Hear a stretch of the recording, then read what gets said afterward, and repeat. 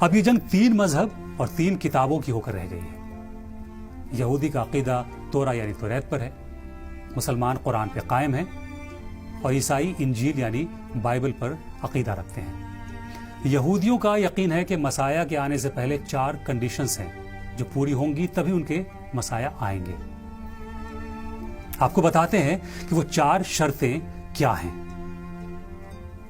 پہلی شرط ہے کہ سارے یہودی ایک جگہ اکٹھا ہوں گے، یعنی ایک ہی ملک میں ایک ہی جگہ۔ تو پہلی شرط مکمل ہو چکی ہے، اسرائیل بن گیا ہے۔ 1948 میں اسرائیل کا قیام، اور دنیا بھر سے یہودی اسرائیل پہنچنے لگے اور ایک ہی ملک میں آ گئے۔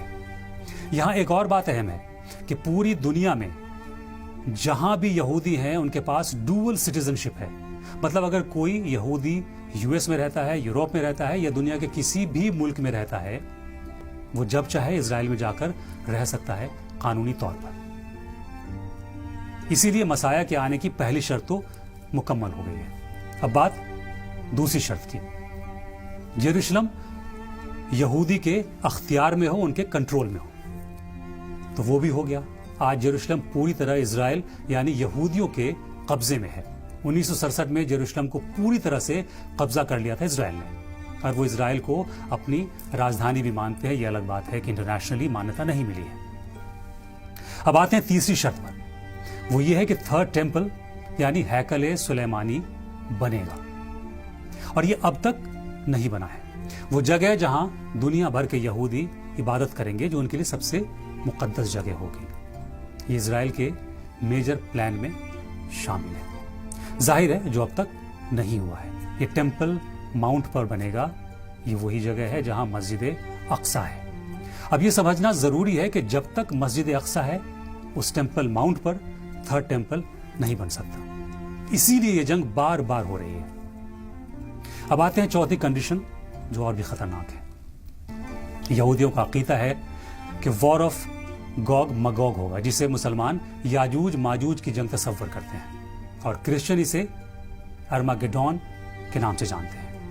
ایسی پروفیسیز ہیں، پیشن گوئیاں ہیں کہ تینوں مذہب میں کہ ایک فیصلہ کن جنگ ہوگی جو بے حد خطرناک ہوگی، جسے ہولی وار کہا جائے گا یا کروسیڈ کہا جائے گا۔ یہ جنگ اچھے اور برے کے بیچ ہوگی، گڈ ورسز ایول کی ہوگی۔ اب یہیں پہ ایک مسئلہ ہے، ہم اپنے اپنے ایمان کے مطابق، عقیدے کے مطابق، اب تینوں ہی مذہب خود کو اچھا اور دوسروں کو برا مان رہے ہیں۔ یہودی مانتے ہیں کہ جب تک وار آف گاڈ نہیں ہوگا تب تک ان کے مسیح نہیں آئیں گے، اور اسی عقیدے کی بنیاد پر جنگ کی صورت اور دشمن کی شکل بدلتی رہتی ہے۔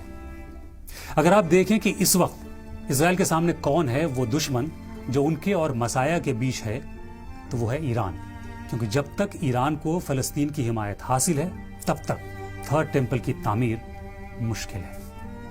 اب سوال یہ ہے کہ مسیح اور حضرت عیسیٰ علیہ السلام آئیں گے کہاں؟ تو پروفیسیز یعنی پیشن گوئیوں کے مطابق وہ جگہ ہوگی یروشلم۔